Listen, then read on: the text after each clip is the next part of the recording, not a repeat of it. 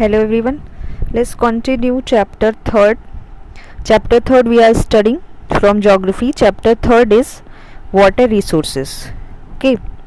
So in this chapter we already studied what is the value of water in our life, how water is useful for us. So here we are going to study factors affecting water scarcity. Okay, means what are the reason we are facing shortage of water. पानी की जो कमी है वो क्यों हो रही है, कौन कौन से रीज़न हैं जो रिस्पॉन्सिबल हैं इनके लिए. All these things we will cover in this video. तो see first point, increasing pollution has increased the demand and consumption of water. Okay, pollution is population is increasing day by day, so that is why we are facing shortage of water. क्योंकि जितनी population होगी उतनी ही demand जो है water की वो क्या होगी, increase होगी. Second thing, raising demand for food grains and cash crop. Okay, food grain like wheat, rice, barley, cash crop, tea, coffee, indigo, jute, sugar cane, ये सब क्या है, शुगर केन, ये सब जो है कैश क्रॉप में आते हैं. तो raising demand of food grain and cash crop has increased the pressure on agricultural production and agriculture needed water. Agriculture needed irrigation facility, सिंचाई की ज़रूरत होती है, उससे पानी की ज़रूरत होती. तो this is another reason. Then third, increasing urbanisation means, urbanisation means क्या, अर्बनाइजेशन मीन्स होता है development of town, right, and rising standard of living are leading to more consumption of water. Means अभी क्या हो रहा है कि जो अर्बनाइजेशन हो रहा है तो इससे क्या होता है, जो लोगों का लिविंग स्टैंडर्ड होता है वो बढ़ता है और it becomes responsible for more consumption of water. Because जैसे गाँव में क्या होता है, हैंड पंप होता है वहाँ पे, ठीक है ना. मतलब ऐसे तो फैसिलिटीज़ जो है देखिए तो सब अवेलेबल है सब जगह, लेकिन होता क्या है, जैसे जैसे हमारी लाइफ में सुविधाएं बढ़ती हैं तो उस तरीके से हम रिसोर्सेज को ज़्यादा यूज़ करने लगते हैं. अब अगर आपको हैंड पंप चला के पानी दिन भर यूज़ करना हो तो आप कम यूज़ करोगे, लेकिन अगर टैप खोल के पानी आपको यूज़ करना है तो उसका मिसयूज़ ज़्यादा होता है. तो वही चीज़ है कि जैसे जैसे लोगों का स्टैंडर्ड ऑफ लिविंग चेंज हो रहा है उस तरीके से जो कंजप्शन है वाटर का वो बढ़ रहा है. The next point, growing industrialisation is leading to increase demand for water for industrial supply. Means in different kinds of industries are set up in present time. So industry needed water for various purposes, for example cooling and to run machines. ये सारी चीज़ों के लिए पानी की ज़रूरत होती है. Then next is increasing pollution, increasing population, urbanisation, industrialisation are contributing to water pollution. मतलब ये जो सारी चीज़ें हैं वो क्या है, these things are responsible for water pollution. More water sources are getting contaminated by sewage and agricultural run off. So these are some reasons which are responsible for water scarcity or water shortage. First reason increasing population. Okay, ये population increase हो रही है तो demand automatically बढ़ रही है. This second reason, rising demand for food grain and cash crop. There is pressure on agriculture needed irrigation, that is why we are facing shortage of water. Then urbanisation. Next point, industrialisation. all these things are responsible for water shortage. Next is how can we improve the quality of water. Water की जो quality है हम उसको improve कैसे कर सकते हैं.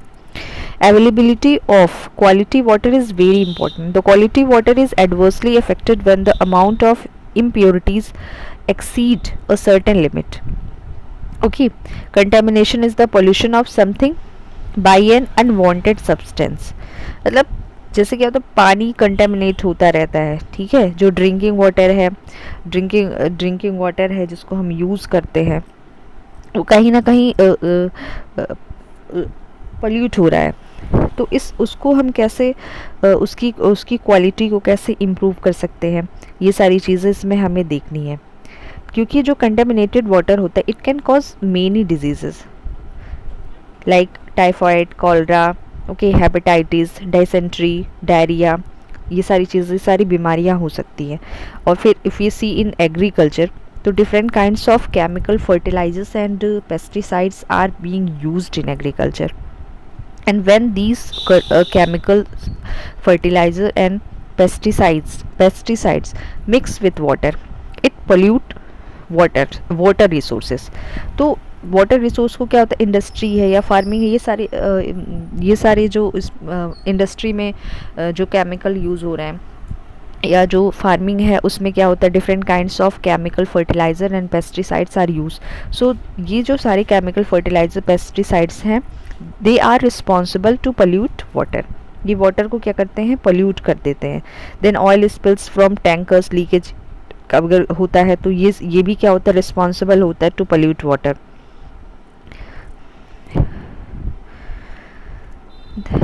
Water इसमें फिर जो next point we are going to study multipurpose river project.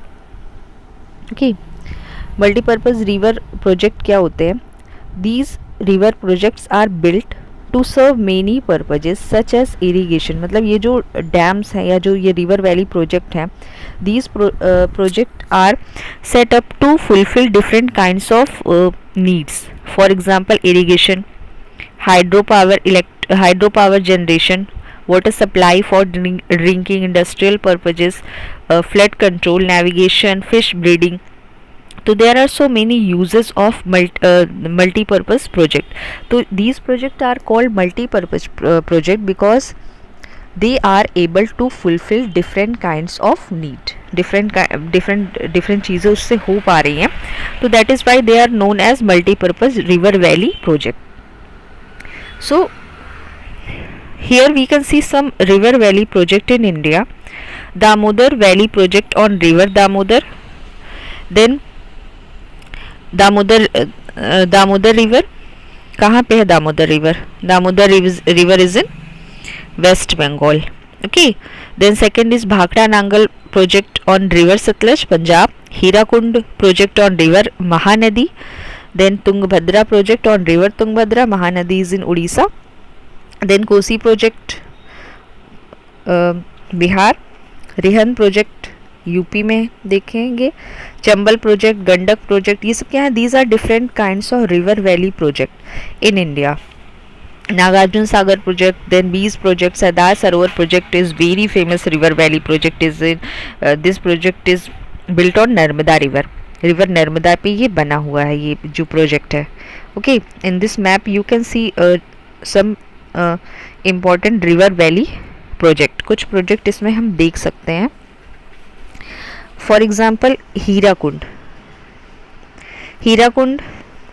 Is in eastern side of India, means Orissa में है ये Hirakud. Nagarjuna Sagar, Krishna river, Andhra Pradesh. Then Koyna river valley project is in Maharashtra. उसके बाद सरदार सरोवर नर्मदा रिवर पे हमने देखा ही है.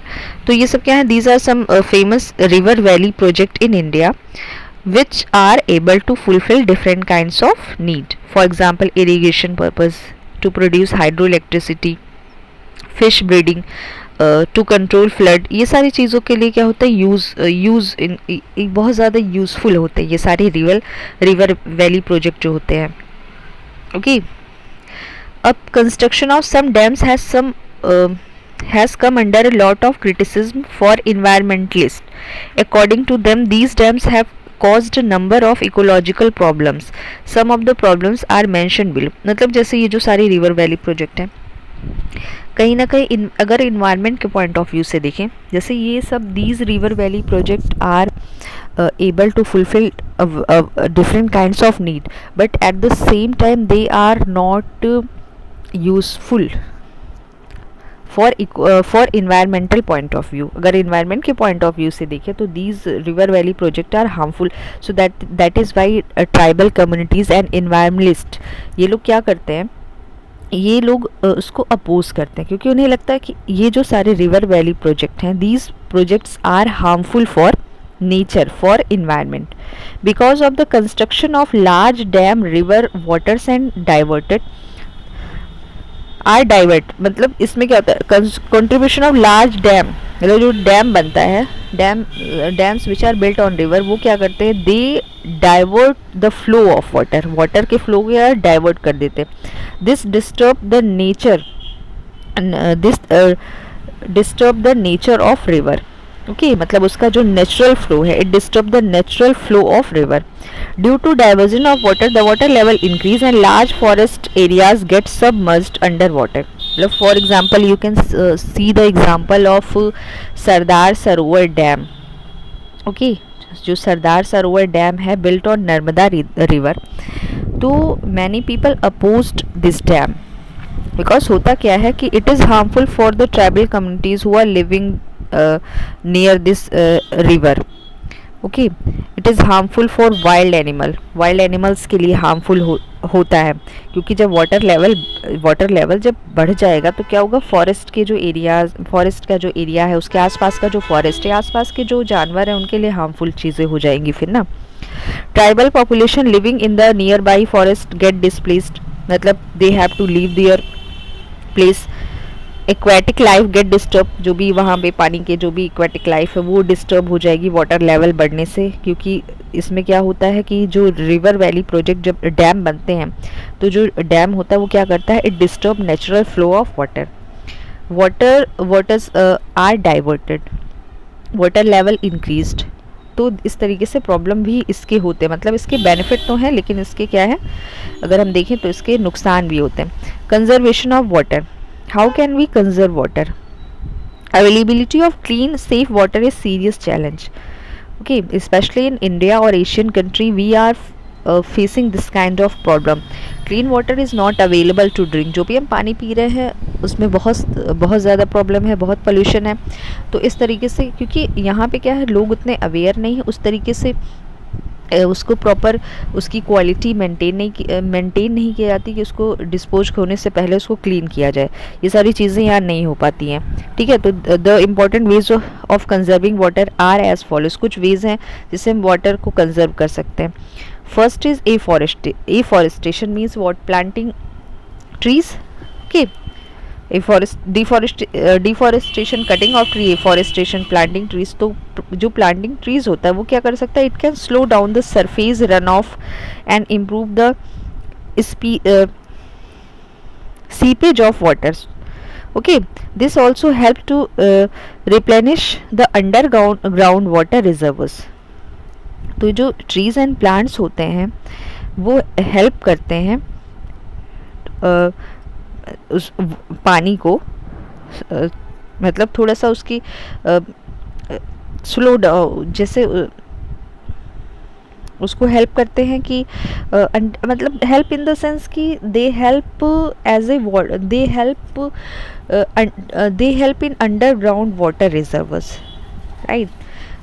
There is a water reserve inside the earth.